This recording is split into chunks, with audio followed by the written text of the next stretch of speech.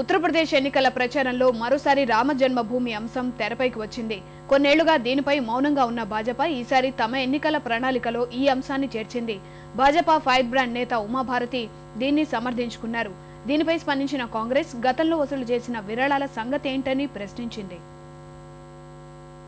1992 తర్వాత ఉత్తరప్రదేశ్ రాజకీయాలతో పాటు దేశవ్యాప్తంగా చర్చనీయాంశమైన అయోధ్య రామ మందిర నిర్మాణ అంశం మరోసారి వార్తల్లోకి వచ్చింది. ఉత్తరప్రదేశ్ శాసనసభ ఎన్నికల ప్రణాళిక విడుదల చేసిన బీజేపీ కీలక హామీల్లో దీన్ని కూడా చేర్చింది. తమను గెలిపిస్తే అయోధ్యలో అద్భుతమైన రామ మందిరాన్ని నిర్మిస్తామని ప్రకటించింది. कांग्रेस सपा बसपा वामपंथी आज सभी राजनीतिक दल हिंदुत्व पर प्रहार कर रहे हैं। भाजपा के लिए हिंदुत्व गर्व का विषय है। अयोध्या में भव्य मंदिर का निर्माण देश के करोड़ों लोगों की आस्था से जुड़ा है।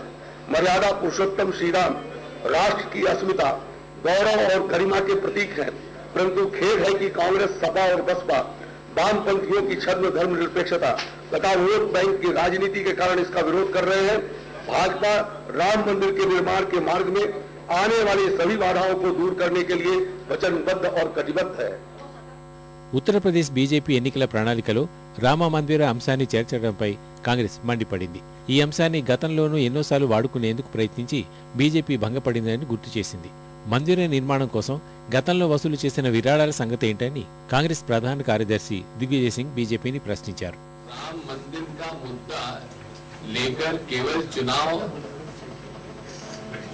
जीतने के लिए और राजनीति में हिंदू मुसलमानों में विवाद खड़ा करने के लिए लाए थे। उनका न भगवान राम से कोई लेना देना है, न मंदिर से कोई लेना देना है। लेकिन अभी तक भगवान राम के मंदिर के उगाया हुआ जो चंदा है उसका हिसाब आज तक ये नहीं दे पाए। కాంగ్రెస్ విమర్శల్ని బీజేపీ తిప్పికొట్టింది. ఓటు బ్యాంకు రాజకీయాల కోసమే మందిర నిర్మాణాన్ని వ్యతిరేకిస్తున్నారని మండిపడింది. ఎన్నికల ప్రణాళికలో రామ మందిర అంశాన్ని చేర్చడాన్ని బీజేపీ ఫైర్ బ్రాండ్ ఉమాభారతి గట్టిగా సమర్థించుకున్నారు. राम मंदिर तो कभी हमारी आस्था से अलग हो ही नहीं सकता, क्योंकि राम मंदिर से ही वो रास्ता निकलता है जिसमें आने वाली पीढ़ियां सुख से रहेंगी। इसलिए मैं पूरे राजनीतिक दलों से कहूंगी कि वो इस तथ्य को इग्नोर ना करें।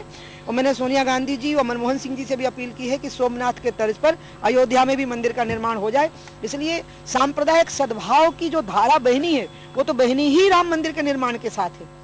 మరోవైపు ఎన్నికల ప్రణాళికలో తెరపైకి తెచ్చిన రామ మందిర నిర్మాణ అంశాన్ని ప్రజల్లోకి బలంగా తీసుకెళ్లాలని బీజేపీ తమ శ్రేణులకు పిలుపునిచ్చింది.